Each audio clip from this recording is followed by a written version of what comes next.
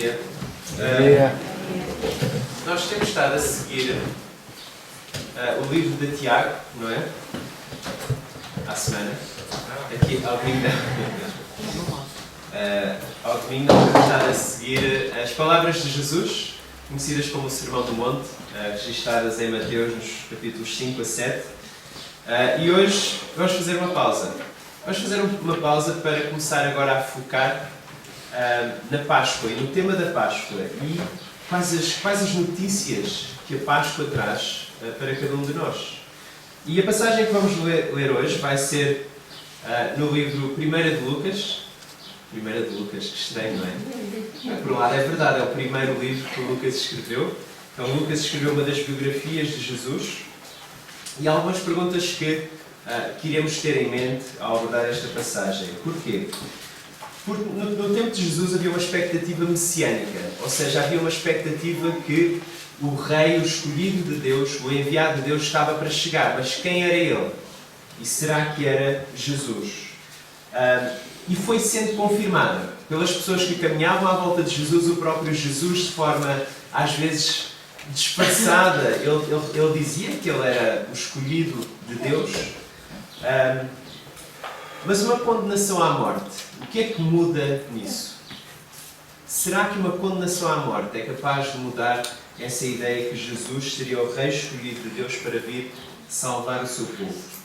E por isso podemos perguntar, fazer estas três perguntas. Onde é que Jesus, o rei escolhido de Deus, salva? Onde é que ele salva? Quem pode ser salvo? E como é que ele salva? Então, onde é que ele salva? Quem pode ser salvo e como é que Jesus salva? Então podem já abrir em Lucas 23. Mas Lucas, antes do capítulo 23, ele já registou algumas frases de Jesus que identificam sobre o seu propósito, a sua missão. Por exemplo, em Lucas 9:56, Jesus diz: pois o Filho do Homem não veio para destruir as almas dos homens, mas para salvá-las. Então, onde, como é que Jesus vai salvar? E uma das passagens mais conhecidas, uma das histórias mais, talvez até controversas, que muitas pessoas gostam, outras ficam incomodadas, aparece em Lucas 15, quando Jesus conta 3 parábolas, como que mostrando a sua missão e justificando porque é que ele está ao pé de pessoas que são consideradas pecadoras. E ele mostra este lado do coração de Deus que vem buscar aquilo que estava perdido e quando encontra, a alegria. Ele conta 3 parábolas e a terceira história é acerca de 2 irmãos, dois filhos pródigos, 2 filhos que estão perdidos. Parece que um deles está perto, mas estão os 2 perdidos. Então um está longe fisicamente e longe relacionalmente do seu pai. O outro está perto fisicamente, mas também está longe relacionalmente. Ele também não quer saber do seu pai. Então, 2 filhos que estão fora, que estão longe. E no final vemos que um dos filhos aproxima-se fisicamente e relacionalmente, mas o outro continua de fora. E a pergunta é: será que ele vai entrar? E já vamos ver como é que isto se relaciona com este capítulo 23 e vamos ver os versículos 32 a 49. A partir do versículo 32 diz assim: e também eram levados outros 2 que eram malfeitores para serem executados com ele. Quando chegaram ao lugar chamado Calvário, ali o crucificaram, bem como aos malfeitores, um à direita e outro à esquerda. Contudo Jesus dizia: Pai, perdoe-os, porque não sabem o que fazem. Então, repartindo as vestes dele, lançaram sortes. O povo estava ali e tudo observava. Também as autoridades zombavam e diziam: salva os outros, assim mesmo se salve, se é de facto o Cristo de Deus o escolhido. Igualmente os soldados os escarneciam e, aproximando-se, trouxeram vinagre, dizendo: também sobre ele estava esta epígrafe, em letras gregas, romanas e hebraicas: este é o rei dos judeus. Um dos malfeitores crucificados blasfemava contra ele, dizendo: não és tu o Cristo? Salva-te a ti mesmo e a nós também. Respondendo-lhe, porém, o outro, repreendeu, dizendo: nem ao menos temos a Deus, estando sob igual sentença? Nós, na verdade, com justiça, porque recebemos o castigo que os nossos atos merecem, mas este nenhum mal fez. E acrescentou: Jesus, lembra-te de mim quando vieres no teu reino. Jesus respondeu: em verdade te digo, que hoje estarás comigo no paraíso. Já era quase a hora sexta, e escurecendo-se o sol, houve trevas sobre toda a terra até à hora nona, e rasgou-se pelo meio o véu do santuário. Então Jesus clamou em alta voz: Pai, nas tuas mãos entrego o meu espírito. E dito isto, expirou. Vendo o centurião o que tinha acontecido, deu glória a Deus, dizendo: verdadeiramente este homem era justo. E todas as multidões reunidas para este espetáculo, vendo o que havia acontecido, retiraram-se a lamentar, batendo nos peitos. Entretanto, todos os conhecidos de Jesus e as mulheres que o tinham seguido desde a Galileia permaneceram a contemplar de longe estas coisas. Vamos orar. Senhor Deus, olhando para esta passagem, queremos te pedir que nos possas ajudar a compreender a crucificação de Jesus, a compreender como é que Jesus é o teu enviado escolhido, a compreender porque é que nós precisamos de um rei que vem morrer numa cruz. Temos a tua ajuda, orando em nome de Jesus. Amém. Então a primeira coisa que vamos ver é que temos um rei na cruz. Temos um rei na cruz que intercede por criminosos. Depois temos um rei que fica na cruz para salvar criminosos. E por fim vamos ver um rei que abre caminho para criminosos. Mas nos versículos 32 a 34, temos este rei que é crucificado. Jesus é crucificado. E a pergunta é porquê? Porquê que ele vai para a cruz? Porquê que ele, sendo o rei, o escolhido de Deus, precisa de ir para a cruz? A Ucrânia olha em volta e ela procura um intermediário. Ela chama por alguém que venha se colocar no meio entre eles e a Rússia. Há vários países que talvez o pudessem fazer, mas principalmente a NATO ou a ONU. Eles querem que eles venham e que intercedam, que se coloquem no meio, que ajudem de alguma maneira, que se metam na guerra. Só que a ONU não quer. Ninguém se quer arriscar. Porque a guerra é feia. A guerra está a ser muito feia. A ONU parece ser a candidata ideal, mas ela não se quer meter. Ela não quer entrar lá. Precisamente para estes momentos de guerra e de opressão é que a ONU foi criada, mas ela não se quer meter, imiscuir. Jesus é o rei escolhido de Deus, e aqui o que é que vemos? Vemos que ele vai para a cruz e ele intercede pelos criminosos. Ele intercede por todas as pessoas que estão à sua volta a castigá-lo. E a cruz era uma vergonha. Estar na cruz era uma vergonha. Agora, como é que o rei escolhido de Deus vai passar esta vergonha? E parece que era um plano. É interessante, nós estamos a ler o Evangelho de Marcos com as crianças em casa e fala acerca de dois planos. Então há um plano dos líderes religiosos. Eles querem acabar com Jesus.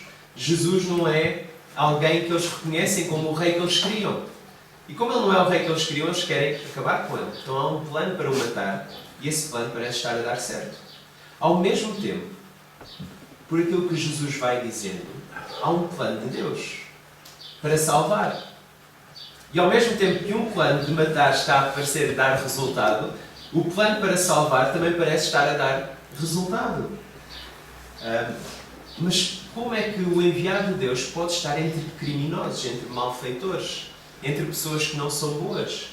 Mas parece que já era esse o plano, porque centenas de anos antes Isaías já tinha profetizado que o servo de Deus, ou seja, aquele que Deus iria enviar, no capítulo 53, Isaías diz que ele vai ser contado entre os transgressores. Ele vai estar entre os malfeitores. E é interessante, Lucas registrou o batismo de Jesus. E o batismo, quando João Batista estava a chamar pessoas pecadoras ao arrependimento, Jesus vai. E se Jesus é o enviado de Deus, que vai viver a vida perfeita, ele não tem pecado, mas ele vai para lá. Ele vai se imiscuir com pessoas pecadoras. E agora aqui na cruz, ele está a ser crucificado entre dois criminosos, entre dois malfeitores. Então Jesus está entre os criminosos. Ele não... E parece que ao aparecer com eles, de alguma maneira estamos a ver o vislumbre de algo que vai ser uma troca. Jesus está lá para haver uma troca, para ele ficar no lugar daquele que é o criminoso. Nós na semana passada tivemos, há 2 semanas, tivemos um dia de oração enquanto igreja olhámos para o modelo de oração do domingo passado, em Mateus 6, e hoje olhamos para os últimos momentos de Jesus na Terra, e uma das coisas que Jesus fez foi precisamente orar. Então ele ensina a orar o Pai Nosso, e aqui na cruz ele está a orar ao seu Pai. E não apenas a orar, ele está a interceder. Ele está a interceder por aqueles criminosos à sua volta, que o estão a crucificar, a julgar, a gozar. E Jesus pede ao Pai por aquelas pessoas. Parece que Jesus está a pedir para que o perdão de Deus, de alguma maneira, esteja disponível para criminosos. Como é que Deus pode perdoar pessoas criminosas, pessoas pecadoras? E estas são as más notícias. É que todos nós estamos ali. Todos nós somos o objeto daquela oração. Ele está a orar para que, de alguma forma, possa haver perdão para pessoas como nós. Criminosos. Pecadores. Mas para aqueles que o admitem. É como quando entramos na loja e andamos à procura de alguma coisa. E enquanto, não sei, eu sou muito orgulhoso e quando entro numa loja eu quero encontrar sozinho. Então se alguém pergunta, precisa de ajuda? Não, estou bem. Só se eu não encontrar é que eu depois tenho de ir pedir ajuda. Jesus está a orar para que possa haver um perdão para aqueles que reconhecem que precisam de ajuda. Todos nós precisamos, mas nem todos vamos reconhecer. Todos estamos aqui representados. Todos nós. As boas notícias é que Jesus está na cruz e está a interceder por todos nós. Eu não sei se a ONU, se a NATO vai intervir. Não sei. Parece que o inimigo é poderoso demais. A ONU não quer tantos problemas. A guerra é grande demais. Mas Jesus é o escolhido de Deus para vir para a maior guerra de sempre. E Ele caminha para se colocar no meio. Ele coloca-se no meio dos criminosos, daqueles que o rejeitam. Então este é um rei que vale a pena conhecer e vale a pena confiar. Porque é um rei que reconhece o nosso maior problema. E ele vai para a guerra. Ele vai para a guerra. Onde? Na cruz. E o rei fica na cruz para salvar criminosos, nos versículos 35 a 43. É isso que nós vemos, vários pedidos para que Jesus saia da cruz, mas ele não sai, ele fica. Miguel Ângelo e Olavo Bilac, que algumas pessoas vão conhecer estes nomes, outras nem por isso, principalmente os estrangeiros. Mas são dois nomes que marcaram gerações, as suas músicas, as suas bandas. Alguém se lembra as bandas? Santos e Pecadores, Delfins. Muito bem, Delfins, Miguel Ângelo, Santos e Pecadores, Olavo Bilac. Dois homens, duas bandas e duas músicas. O Miguel Ângelo, e olhando para estes dois criminosos que estão à volta de Jesus, em que um deles diz no versículo 39: não és tu o Cristo, salva-te a ti mesmo e a nós também. Salva-te a ti mesmo e a nós também. O Miguel Ângelo é este criminoso. E o Miguel Ângelo, que me desculpe por usar nesta ilustração. Ele é este criminoso e ele fala com Jesus primeiro. E ele canta esta música. Mais do que um patrão, que é uma rotina ou profissão. Mais do que um partido, que é uma equipa ou religião. Tu pertences a ti. Não és de ninguém. Não és de ninguém. Nasces selvagem. É uma música que marcou e que, quando era cantada, quem sabia tocar guitarra, levava a guitarra para a escola, grupo de jovens à volta, ia tocar nos concertos, os isqueiros acesos. E é aquela ideia de tu és a pessoa que tu queres ser. És independente, és selvagem, tu vives para ti, não te importas com mais ninguém. Ninguém manda em ti. É esta a mensagem. Ninguém manda em ti. Faz o que é melhor para ti. Tu és a pessoa mais importante.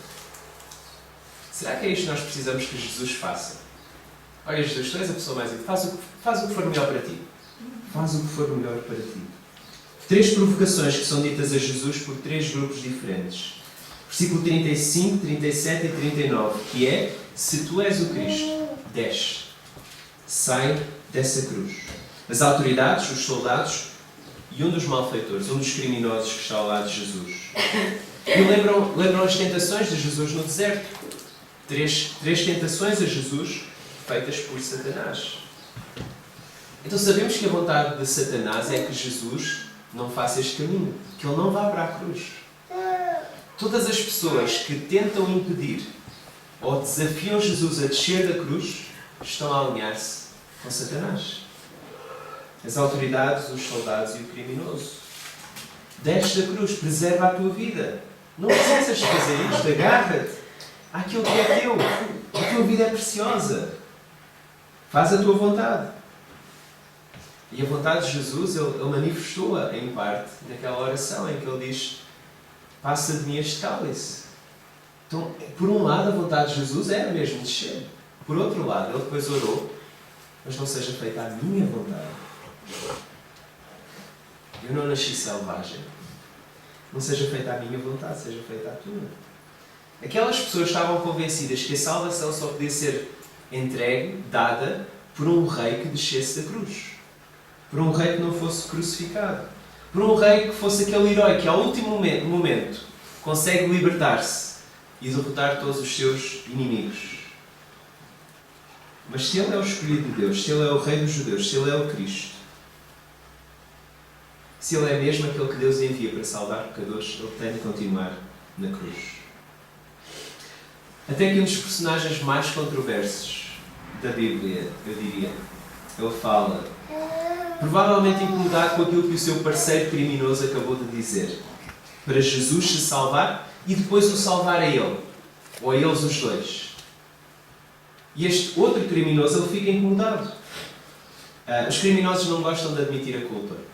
Há um filme que é um dos meus preferidos, Shawshank Redemption, em que são vários prisioneiros numa prisão. E é interessante as conversas entre o Red e o Andy. O Andy chegou à prisão, o Red já lá está há muitos anos e vai continuar durante mais alguns.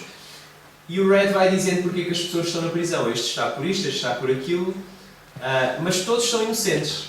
Eles dizem que todos são inocentes. E quando os dois estão a falar e o Red pergunta ao Andy porque é que ele está na prisão, e o Andy diz que foi por homicídio, e ele pergunta: inocente ou culpado? E ele: inocente. E depois o Andy pergunta ao Red: então e tu? Também por homicídio? Inocente ou culpado? Ele diz: culpado. Ele diz: eu sou o único culpado na prisão. Eu sou o único homem culpado. Ou seja, ele é o único que reconhece que é mesmo culpado. Todos os outros não. E este criminoso, ele faz igual. Ele diz: eu estou aqui porque eu sou culpado. Eu e tu somos culpados. Ele não. Ele não é culpado. Isto é algo extraordinário que leva a algo chocante. Porque ele faz o seguinte pedido: lembra-te de mim quando vieres no teu reino. Ele faz este pedido a Jesus. E esta ideia de lembrar está carregada de significado na Bíblia.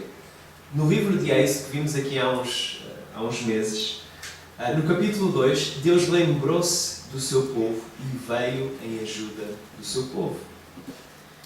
Em Lucas 1, no início, nas narrativas do nascimento de Jesus, Maria, na oração de Maria, ela diz: a minha alma engrandece ao Senhor, pois diz: ajudou o povo lembrando-se dele com misericórdia. Deus está a lembrar-se do povo com misericórdia e Jesus nasce. Então há aqui o reconhecimento de que Jesus é inocente, Ele é culpado e de alguma maneira Jesus vai sobreviver àquilo. Não sem descer da cruz, mas de alguma maneira Jesus vai sobreviver àquilo. Isto é extraordinário para este criminoso. E nesta altura, no máximo, o que poderíamos fazer é dizer assim: olha, muito bem, criminoso, falaste bem, bom para ti, reconheceste a tua culpa e agora vais morrer e vais ter aquilo que mereces. Agora algo chocante acontece, que é aquilo que Jesus diz ao criminoso. E isto rebenta com as nossas expectativas, rebenta com o nosso conceito de retribuição justa, rebenta com a nossa escala de merecimento. E Jesus diz: em verdade, te digo que hoje terás comigo no paraíso. E não basta Jesus estar a assegurar um paraíso para este criminoso, Ele assegura um paraíso porque Jesus é o paraíso. Jesus diz: ou melhor, tu estarás comigo. O paraíso não é em si um lugar geográfico, mas é uma presença com Jesus. É Jesus que torna um lugar no paraíso. Como é que um criminoso, toda a sua vida, um criminoso entra no paraíso à última da hora? E pessoas boas Porque Jesus já falou na sua vida, já interagiu. Um jovem rico que tinha feito tanta coisa boa. Só não conseguia, desligar-se da sua riqueza. A sua riqueza era a sua parte mais importante, mas ele fazia coisas boas e coisas boas na sociedade. Ele não matou ninguém. Ele contribuía. Como é que ele fica fora do paraíso e este criminoso entra à última da hora? No fundo, todos somos criminosos. E só alguns reconhecem essa realidade. Não interessa muito quando é que reconhecemos essa realidade e nos apegamos a Jesus. Não interessa muito quando. Se Jesus desce da cruz, nenhum de nós vai para o paraíso. Se Jesus desce da cruz, não há paraíso. Jesus não só tem misericórdia daquele criminoso, ele confessou o seu pecado, ele reconheceu Jesus como o enviado de Deus. Ele não lhe dá aquilo que ele merece. Ou seja, ele é misericordioso. Ele é gracioso. Ele dá-lhe aquilo que ele não merece.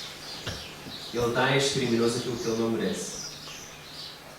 E este é um rei que à primeira vista ofende. Isto ofende. Ofende-nos. Da mesma maneira que a parábola, a história do filho pródigo, ofende-nos.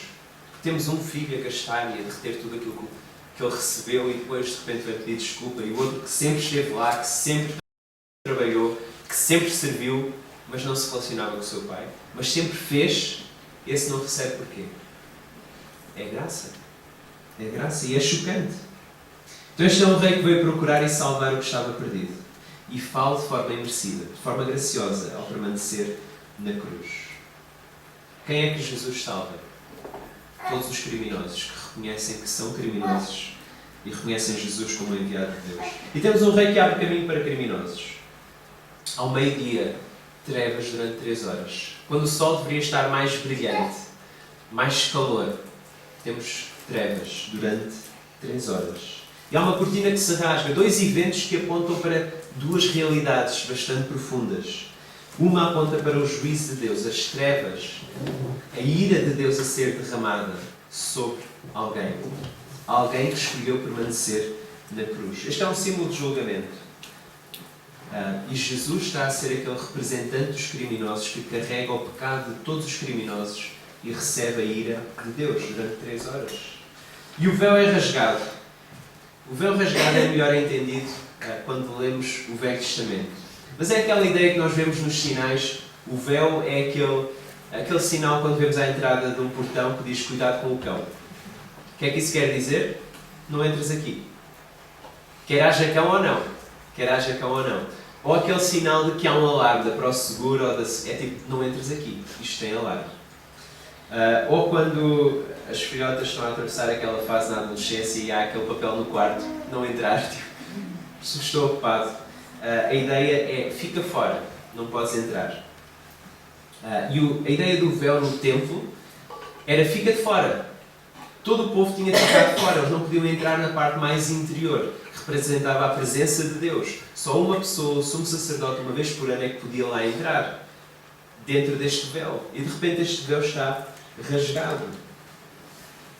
Ou seja, o sinal fica de fora, é rasgado. E agora o sinal passa a ser, podes entrar, mas podes entrar com Jesus. Esta separação era por causa que era uma questão de vida e morte. Quem entrava pelo véu morria. Se não fosse o sumo sacerdote, uma vez por ano, com um sacrifício. É um bocadinho como os doentes imunocomprometidos. Eu não percebo muito de saúde, mas é assim, eu percebo muito dos filmes. Os filmes informam-nos com toda a verdade que precisamos saber. Mas eles precisam de vários cuidados, porque não têm sistema imunitário. E precisam às vezes de uma sala bem preparada. Nos filmes aparecem aquelas salas em que alguém entra com um fato para uma parte e só depois é que pode entrar para outra. Ou seja, há uma barreira que significa vida ou morte para aquela pessoa que está lá dentro. Porque a mínima infecção dá cabo dela, ela morre, não tem sistema imunitário. O véu, a cortina, separava para que as pessoas pudessem viver. E de repente o véu é rasgado. Agora podemos entrar sem sofrer as consequências. Porquê? Porque Jesus sofreu essas consequências na cruz. Então com Ele nós podemos entrar. Ou seja, Deus não mudou os seus critérios. Deus não mudou a sua santidade. Ele reage, Ele é santo. Ele não pode estar ao pé de criminosos. A sua ira responde a criminosos. Mas porque Jesus já levou essa resposta, todo o criminoso que se aproximar com Jesus pode entrar. São as boas notícias do Evangelho. Jesus leva-nos lá dentro. No seu último suspiro, Jesus cita o Salmo 31, uma oração de confiança em Deus. Como é que Deus salva? Ele absorve o castigo das nossas vidas. As nossas vidas estão aquém do padrão de Deus. Todas elas. Melhores ou piores, todos nós ficamos aquém do padrão de Deus. Então Jesus absorve o castigo, Ele é castigado no nosso lugar. Ele abre este caminho para entrarmos na presença de Deus com o Filho de Deus. E terminamos com mais um grupo de 3. No final da passagem, há 3 grupos. Há o soldado que reconhece Jesus como sendo justo. Ele olha para Jesus e ele diz, não, realmente este homem é justo. As multidões reconhecem que algo de errado aconteceu e saem a bater no peito, a lamentarem-se por aquilo que aconteceu. E há também as mulheres e os companheiros de Jesus que estão de longe a observar. Todos eles estão a observar aquilo que está a acontecer e estão a reagir. E em parte é isso que Lucas também quer que nós façamos. Que nós olhemos para aquilo que está a acontecer, que aconteceu, e que façamos a nossa reação. Na história dos 2 filhos pródigos, um deles arrependeu-se do que fez, pediu que o pai tivesse misericórdia dele. E o pai não só tem misericórdia, como também o pai é gracioso. O pai não lhe dá aquilo que ele merece, o pai dá-lhe aquilo que ele não merece. Ele é gracioso para com ele. O outro filho ficou cá fora a observar. E esta história era para que as pessoas olhassem e tomassem uma decisão. Jesus caminhou para a cruz porque esse era o caminho para salvar criminosos como eu e tu. É lá que Deus salva. É na cruz que Deus salva. Jesus ficou na cruz para salvar pecadores, criminosos, pessoas boas, pessoas más. Todos os que reconhecem que as suas vidas são imperfeitas. E Jesus salva recebendo sobre si o pecado que nós merecemos. E isto é um escândalo. E são boas notícias. Significa que estando aqui agora a observar, nós temos uma oportunidade de responder. E podemos fazê-lo de 3 formas. Podemos responder cantando, afinado ou desafinado, a música dos Delfins. E declarar que continuaremos por nossa conta como o primeiro criminoso fez. Ninguém manda em mim. Eu fico sozinho, eu fico bem, eu não preciso de ajuda. O fim será o mesmo. A morte daquele criminoso. Podemos cantar a música do outro criminoso que diz... Eu não vos disse qual era a música, pois não? Então temos os Delfins e os Santos e Pecadores. A música diz o seguinte, no meu momento final.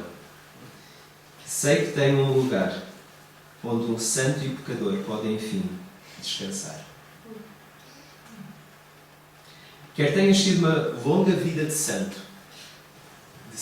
digamos assim, de cristão, de pessoa que confia em Jesus, quer venhas a ter ou tenhas tido uma vida curtíssima de pessoa que confia em Jesus como aquele segundo criminoso, a ideia é a mesma, a graça é a mesma, a salvação é a mesma, o paraíso é o mesmo.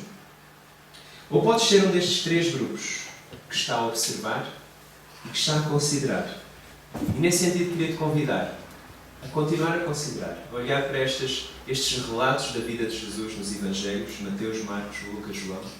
Queria-te convidar também a estar presente na próxima semana, no nosso culto de Páscoa, e ver o que acontece a seguir à morte do escolhido por Deus.